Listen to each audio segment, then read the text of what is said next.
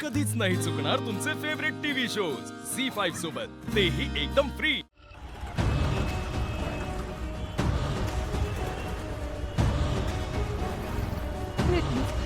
दादा दादा हे बघा ना, ही माझी मुलगी आहे, 7 वर्षांची आहे। तुम्ही ते जवळपास कुठे पाहिलं का? तिच्याबरोबर एक माणूस सुद्धा आहे, त्याच्या हातात एक काठी आहे। पाहिलं का तिला? नीट नीट बघा फोटो।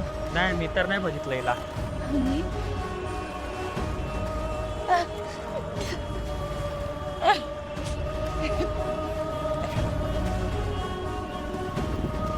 रीमा, माझे आई बाबा हे नाही आहेत।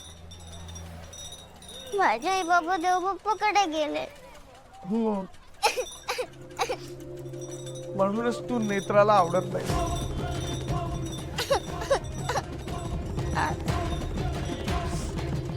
रीमा, बाळा, तू मला पिंकी प्रॉमिस केलंयस ना, त्यामुळे तू घरात कोणाला सांगायचं नाही। नाही सांगणार। नाहीतर तुझी आई मला घरातनं बाहेर काढेल ना। आजोबा, आता तुम्ही जे सांगितलं ते खोटं आहे ना? नाही ग बाळा, मी का उगाचच तुझ्याशी खोटं बोलेन? अगं, घरातले कोणीच तुझे लाड करत नाही, ते मला खूप वाईट वाटलं होतं, म्हणून तर मी तुला बाहेर घेऊन आलो ना। नाहीतर तुझ्या आईने मला सांगितलं होतं फक्त ईशासाठीच फ्रॉक घेऊन या। मला खूप वाईट वाटलं होतं त्याचं, म्हणून तर आपण आता फ्रॉक घ्यायला बाहेर आलो ना, हो की नाही? चला निघूया आपण। आपण घरात कोणाला सांगायचं नाही, लक्षात ठेवायचं। नाही सांगणार। चल।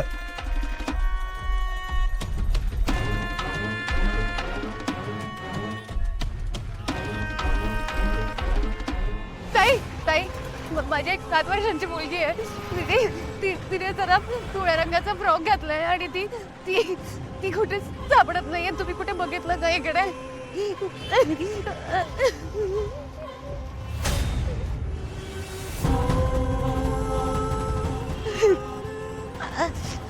काकू काकू, रीमा आणि केदार काका कुठे दिसत नाही। तुम्ही जरा केदार काकांना एक फोन करून विचारता का ते कुठे गेले? कारण आता बराच वेळ झालाय ना, प्लीज जरा फोन करा ना। झालं तुझं बोलून? मी बोलू आता? काय झालं? तुला एकदा सांगून तुझा विश्वास बसत नाही ना आमच्यावरती। घरी ये आणि स्वतःच्या डोळ्यांनी बघ। केदार रीमाला घेऊन घरी आलाय आणि रीमा अगदी सुखरूप आहे। खरंच? काय म्हंटल मी? घरी ये आणि स्वतःच्या डोळ्यांनी बघ।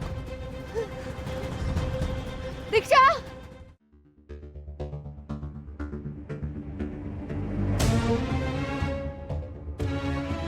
हा,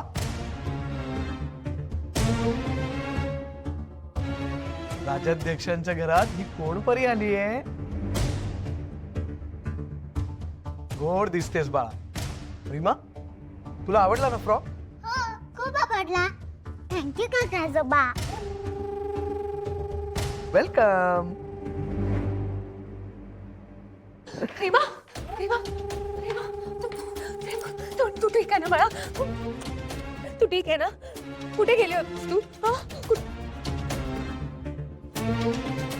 कुठे घेऊन गेला होता तुम्ही हिला? आणि असं कसं घेऊन गेलात? नेत्रा, एवढं मोठ्याने बोलायची गरज नाहीये। सावकाश बोल।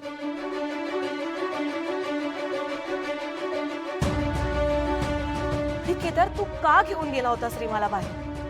तुला माहित नाहीये तू हिला बाहेर घेऊन गेलास म्हणून नेत्राने इथे किती आकांतांडव केलं? का?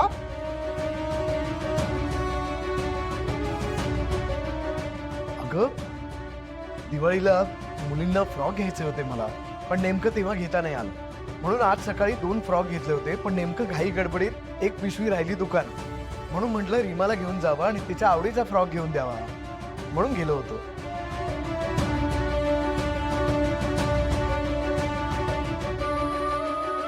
काका आजोबा, तुम्ही खोटं बोलते। आई, एक काका आजोबा म्हटले की तू फक्त मलाच फ्रॉक घालायला पैसे दिलेत, रीमाला नाही। अगं ते होय, अगं ती गंमत केली बाळा, मस्करी केली होती यांची। ही असली मस्करी पुन्हा करायची नाही। मला चालणार नाही। आई, तू काकाचं बनणं का आवडतेस? ते तर मध्ये लाड करतात, फक्त ईशाचेच लाड करतेस।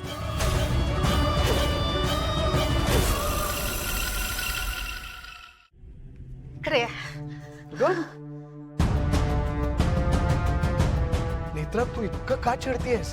तुझा विश्वास नाहीये का माझ्यावर? आणि एवढं घाबरायला काय झालं?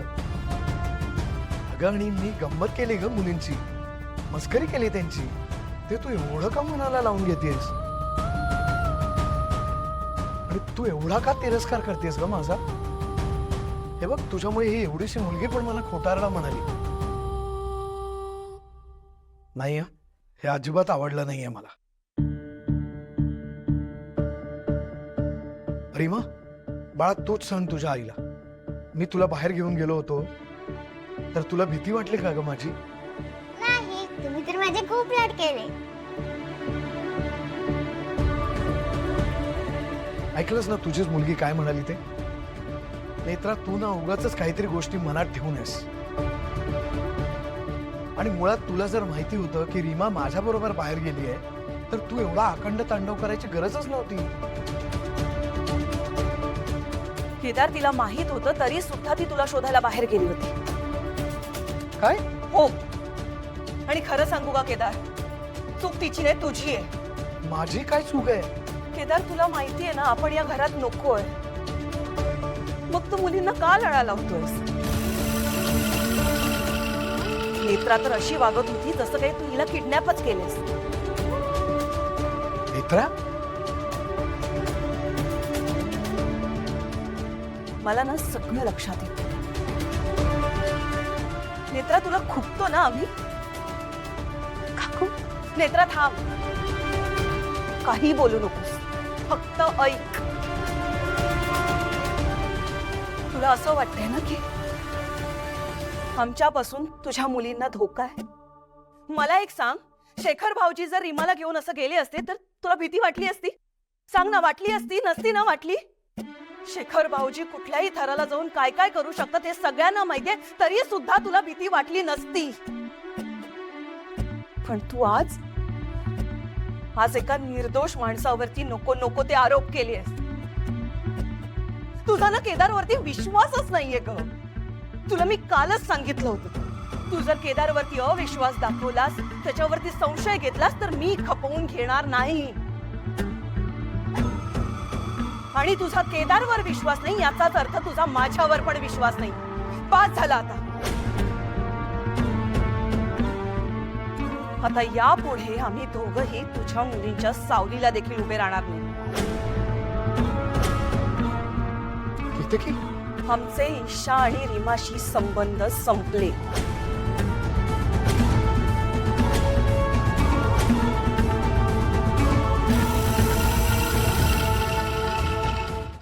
झी 5 ॲप डाउनलोड करा आणि पहा सर्व एपिसोड्स एकदम फ्री.